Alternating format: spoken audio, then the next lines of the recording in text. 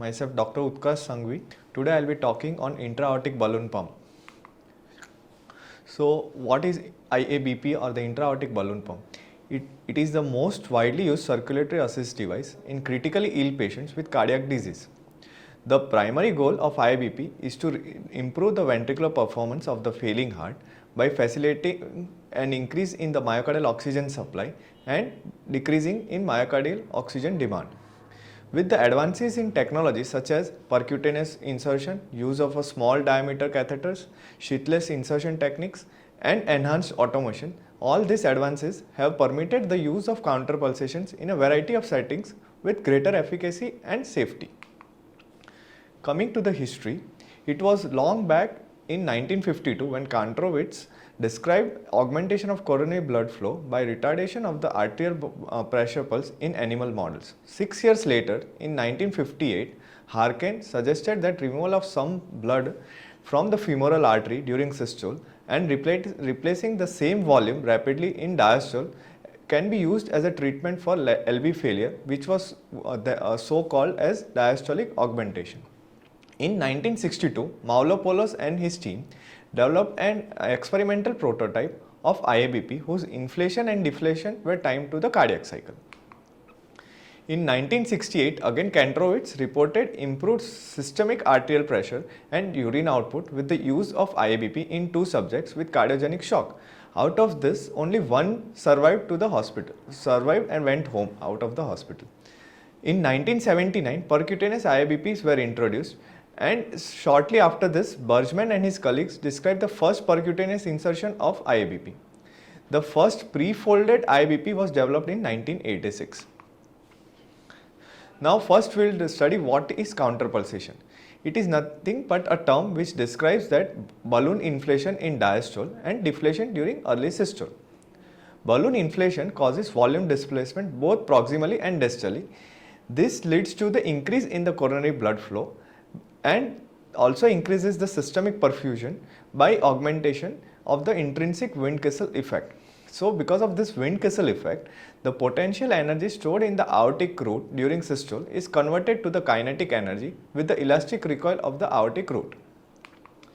Here in these diagrams, you can see the blue diagram shows how the Wind-Kessel effect is used for the in fires by fire brigade people.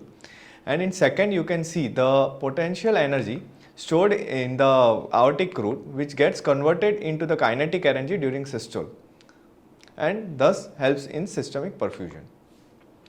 Now what are the effects of IABP? It causes improvement in the LV function. It also improves RV function but by improving the myocardial blood flow only. It also reduces LA and the pulmonary vascular pressures, reduces RV afterload.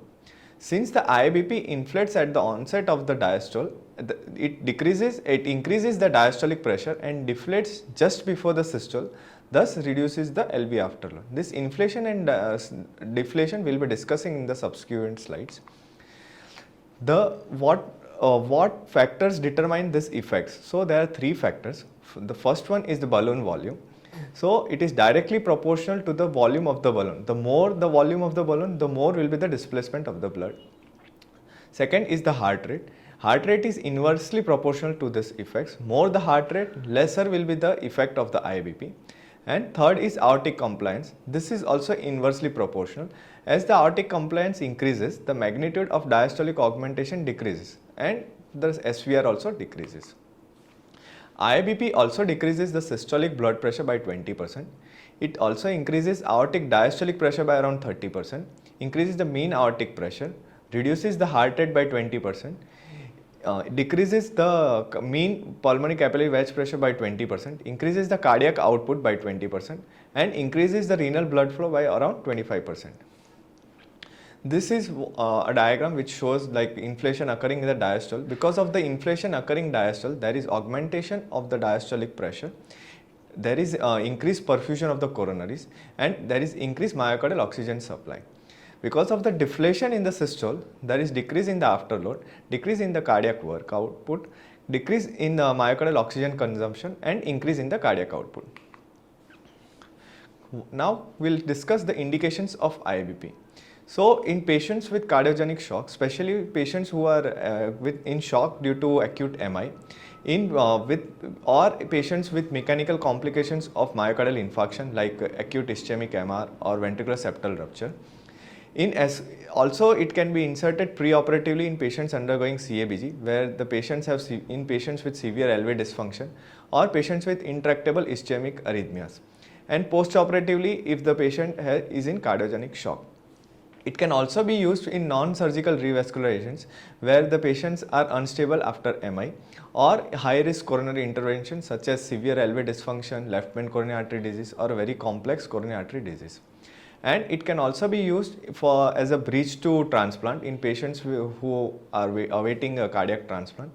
It can also be used in post-infarct angina and for intractable ventricular arrhythmias. The contraindications can be divided into two, absolute and relative. Moderate to severe aortic regurgitation is an absolute contraindication. Aortic dissection, already a history of implanting aortic stent, or an end-stage heart disease with no anticipations of recovery are the absolute contraindications. Relative contraindications include abdominal aortic aneurysm, uncontrolled septicemia, uncontrolled bleeding diathesis, severe bilateral peripheral artery obstructive disease and tachyarrhythmias. Coming to the technique of IABP insertion, the IABP device per se has two major components. The first is a double lumen catheter with a balloon which is attached at its distal end, and second is a console with a pump which drives the balloon. The balloon is made up of polyethylene and is inflated with the gas, which is the gas is driven by the pump.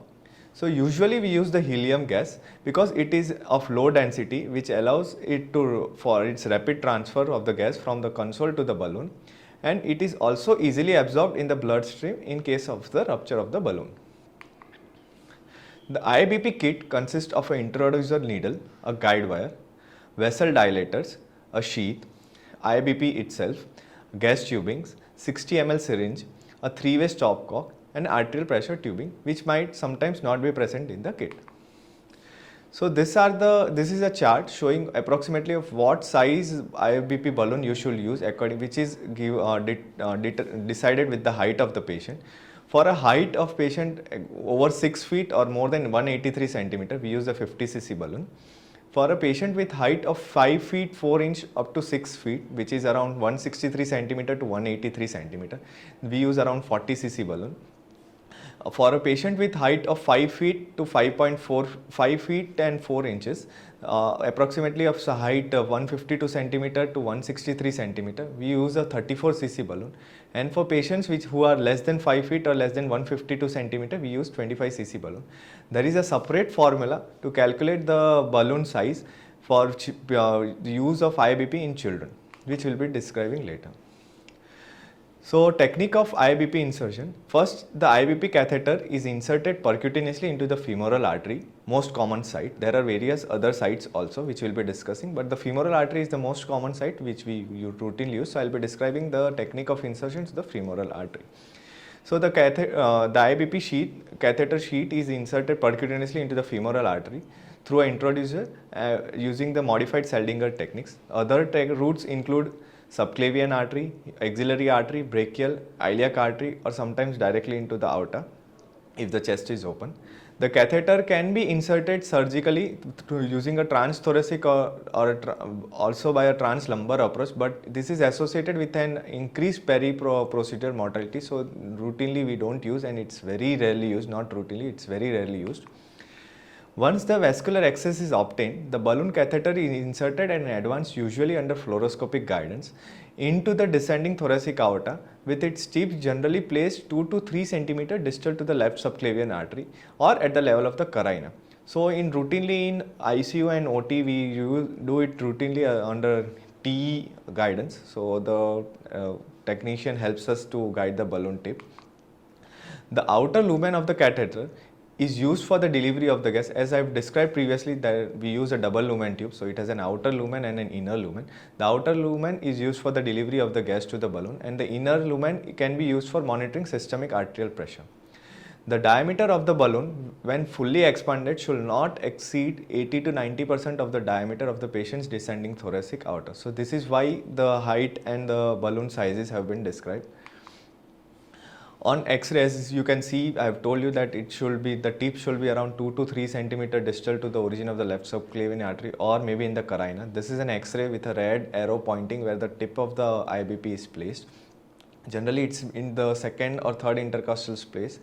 You can find it here.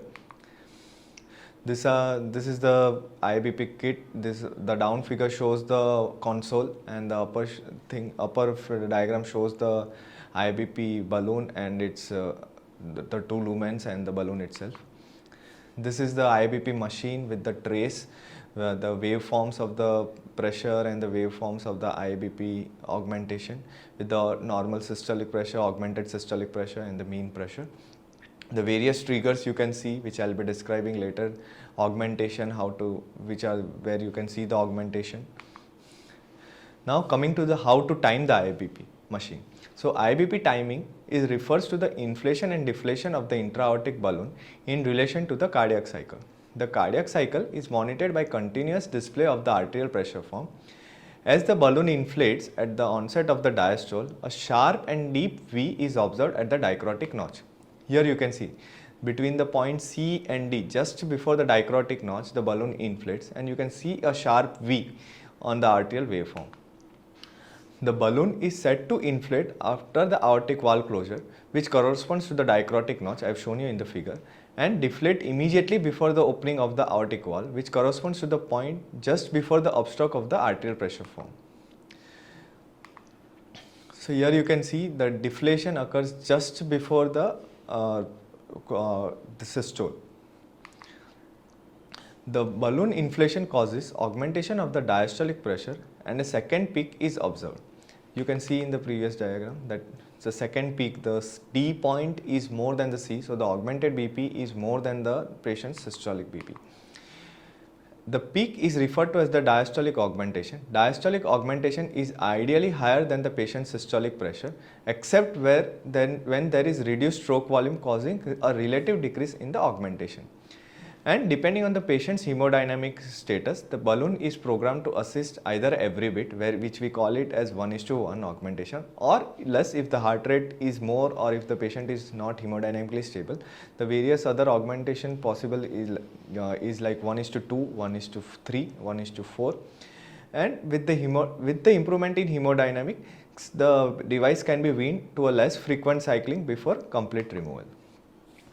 Now we'll be talking about the various triggers.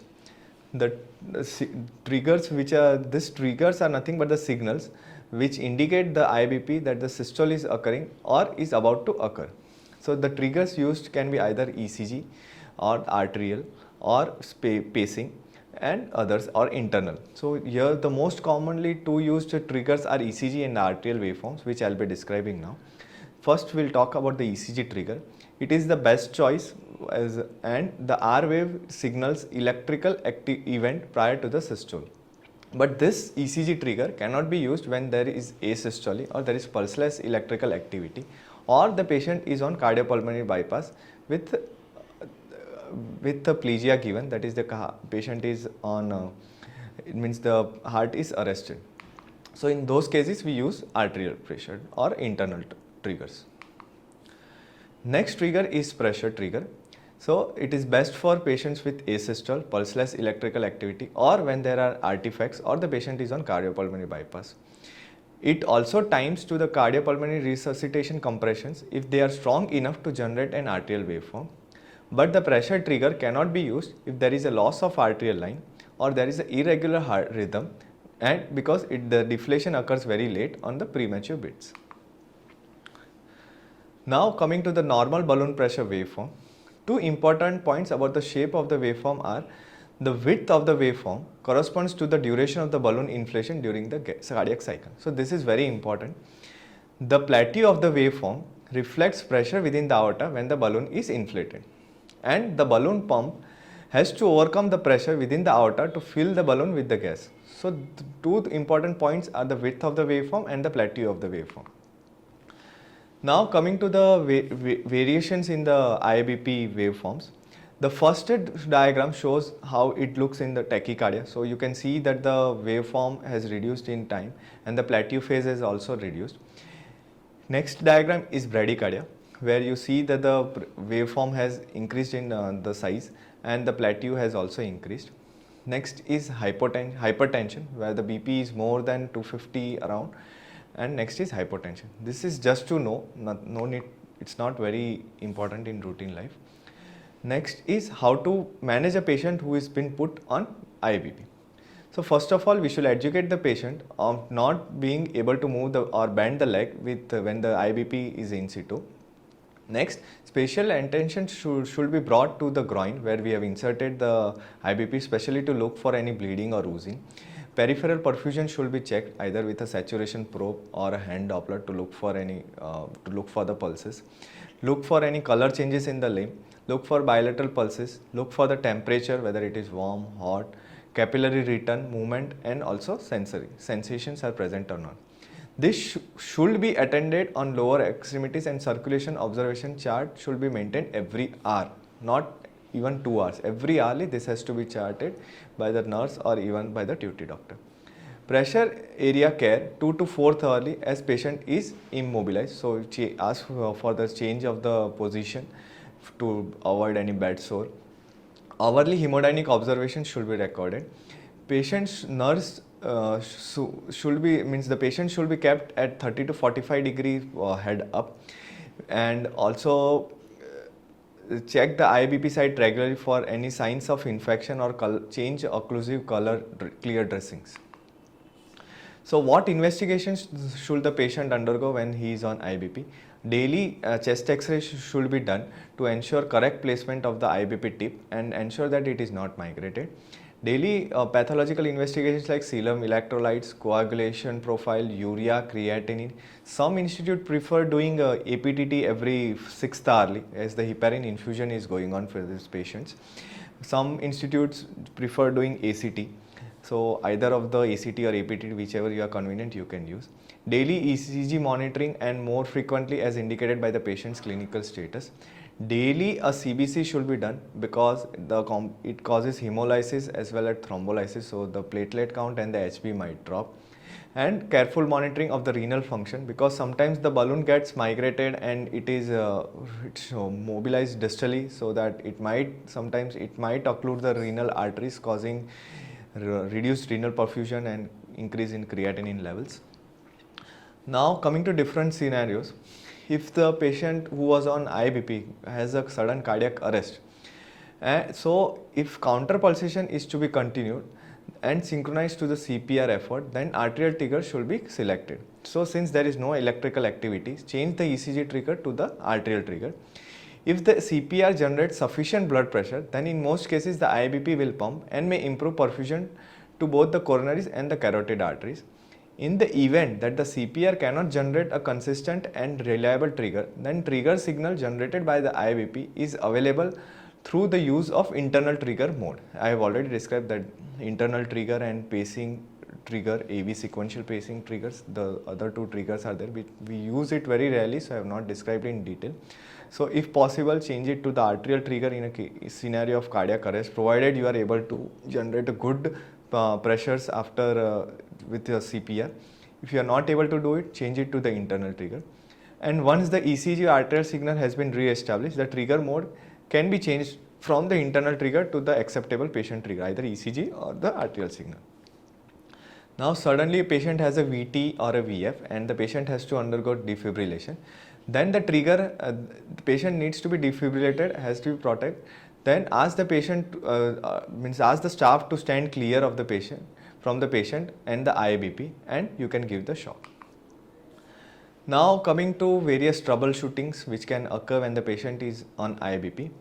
So I'll be describing them into the four most commonly used, most commonly occurring, either early inflation, late inflation, early deflation and late deflation. Early inflation implies that the inflation of the balloon is occurring before the aortic valve closure. Late inflation meaning the inflation of the IABP is occurring markedly after the closure of the aortic valve. Early deflation meaning there is premature deflation of the IABP during the diastolic phase itself, means not just before the systole, and the late deflation, meaning that the deflation is occurring after the onset of the systole. So coming to each one, in early inflation, the waveform the inflation will be occurring much before the dicrotic notch, as you can see in the figure, and the diastolic augmentation will be enriched onto the systole itself. So what will be the physiological effects? It causes potential premature closure of the aortic valve, potential increase in the left ventricular and diastolic volume and left ventricular and diastolic pressure or the pulmonary capillary wedge pressure, and it will also cause increased left ventricular wall stress, or there will be increase in the afterload, which is bad for the heart. Coming to the next thing, late inflation, meaning that the inflation is occurring after the closure of the aortic valve or after the dicrotic notch. As you can see that the upstroke or the V wave is not starting at the dicrotic notch, it is occurring much later, and so in this cases there will be absence of the sharp V, there will be suboptimal diastolic augmentation. This will lead to suboptimal coronary artery perfusion and also suboptimal systemic perfusion. Coming to the third thing, early deflation, meaning that the deflation is occurring well before the onset of the systole. So there will be sharp drop in the diastolic augmentation, as you can see in the figure. There will be suboptimal diastolic augmentation.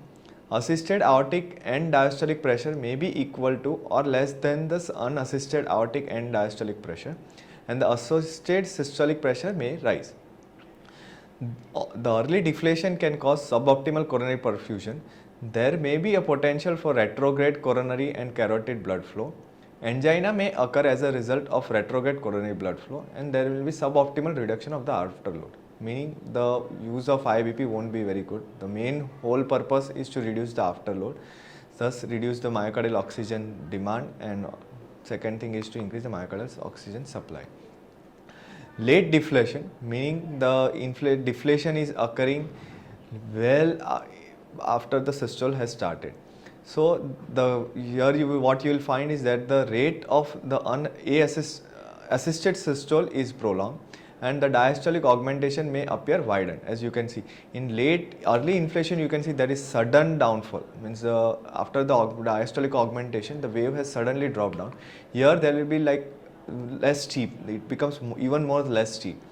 So the late deflation causes afterload reduction, which is essentially absent, and there will be increased mixed venous oxygen consumption due to increased left ventricular ejecting against a greater resistance, that is the afterload has increased, and a prolonged isovolumic contraction phase, and this may also impede the left ventricular function.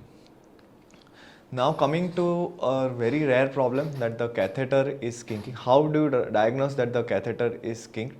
So you can see that the IABP waveform will be rounded on the top, and there will be absence of the plateau phase. So this kink may be either there might be a kink or obstruction of the subtle gas, there may be a kink in the catheter tubing, or there is an improper IABP catheter position. The sheet might not being pulled back to allow the inflation of the IABP, or the IABP itself is too large for the aorta. As I have described that it should never be more than the 80 to 90% of the diameter of the transthoracic aorta, and the IABP is not fully wrapped, or the water condensation in the external tubing is occurring. So what to do if the patient has a catheter kink? Reposition the patient, keep the affected leg straight, use roll towel under the hip to hyperextend the hip, apply slight traction to the catheter if the kinking at the insertion site or in the artery is suspected. The distal portion of the IABP may be in the sheath if a long introducer was used. So just pull back the sheath until the IABP bladder has exited the sheath. The introducer sheath might also be kinked, which in turn is kinking the balloon. So this is particularly suspected if the placement of the sheath was difficult. Pull back the sheath properly or rotate the sheath in a just partially, not fully, and check the placement of the balloon. It might sometimes be very high or maybe very low. So I have not described here, but sometimes what happens is like the balloon gets ruptured. So how to diagnose is like you will find the full balloon has got blood in it. So it will be filled with blood. So just remove the balloon after passing a guide wire and reinsert a new balloon. Now coming to what happens if sometimes the trigger is lost. So first of all, if the patient is on ECG trigger, check whether the ECG leads are proper, if the trace is coming properly. If the ECG trace is not proper, change the ECG electrodes, change the ECG cable, choose an alternate ECG lead or change to the pressure trigger. What is to be done if there is a loss of pressure trace? First of all, check whether the pressure bag is inflated properly. Generally, it is inflated to 300 millimeters of mercury. Check whether the arterial line is patent by withdrawing the blood and then flushing it. Check if the transducer is level to the phlebistostatic axis. Now, how to wean the patient of IABP? First, assess if the cardiac index is around 2.2 to 2.5. Mean aortic pressure is more than 65 millimeters of mercury. There is a stable heart rate and patient has stable hemodynamics. So, weaning is started only after if the above criteria are met, and we start reducing the frequency from 1:1 to 1:2 and then to 1:3. Generally, we don't keep the patients for a longer time at 1:3 frequency. The augmentation of the balloon should never be decreased for weaning due to increased risk of thrombosis. This is very important. When the ratio of the balloon is decreased each time, the patient's hemodynamics should be assessed before the next stage of weaning and is commenced. How to remove the IABP? Means we have weaned, now the plan is to remove the IABP. First of all, discontinue heparin 6 hours prior. Check platelets and coagulation factors. Some institutes don't stop heparin. They stop the heparin just few minutes before. But what the guidelines tell, we should stop heparin 6 hours prior and check platelets and the coagulation factors. Put the IABP on standby and then turn off, as this will allow the balloon to deflate passively. Disconnect the tubing from IABP to the pump, as this will help to deflate the balloon passively again. And remove the IABP, let the site bleed for 2 seconds to help to remove any thrombus if present. Apply manual pressure both above and below the IABP insertion site. Remove and alternate pressure to expel any clots if they are present. And apply constant pressure at the insertion site for a minimum of 20 to 30 minutes, depending on the patient's coagulation profile.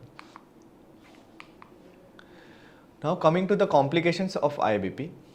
The patients who are at the greatest risk of developing complications after IABP insertions are female patients, patients who are diabetics, smokers or obese patients.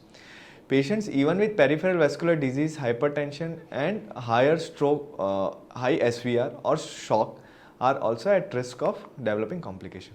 Now what all complications can occur? The most common is transient loss of a peripheral pulse in the limb where the IABP was inserted. 2.9% patients have mild limb ischemia and 0.9% have major limb ischemia. There can be thromboembolism. Some patients may develop compartment syndrome. There are chances that the patient can develop aortic dissection. There may be local vascular injury in the form of aneurysm formation or a hematoma or bleeding. There are chances that the patient may have infection. There can be a balloon leak or a balloon rupture. As I have already described, you can diagnose it by the blood in the IABP line, and the treatment is you have to change the balloon. There can be balloon entrapment. There can be hematological complications like hemolysis or thrombocytopenia. There can be malposition causing cerebral or renal compromise. People have also seen complications like cardiac tamponade after IABP insertion. Now coming to the ACC AHA 2000 guidelines. So the evidence that class 2A and level of evidence B that the use of IABP can be helpful for patients with cardiogenic shock after ST elevation MI who do not quickly stabilize with pharmacological therapy. And according to ESC 2014 guidelines, IABP insertion should be considered in patients with hemodynamic instability or cardiogenic shock due to mechanical complications. And the routine use of IABP in patients with cardiogenic shock is not recommended. This is class of recommendation 3 and level of evidence A according to the ESC guidelines. So the update on IABP in unstable or angina or non-ST elevation MI 2007 and 2012. So class of recommendation 2A and level of evidence C, that the placement of IABP could be useful in patients with recurrent ischemia despite maximal medical management and in those with hemodynamic instability until coronary angiogram and revascularization is completed. Now we will be describing around two trials which have been done previously on intra-aortic balloon pump. So first is the SHOCK trial, which was done in 1999.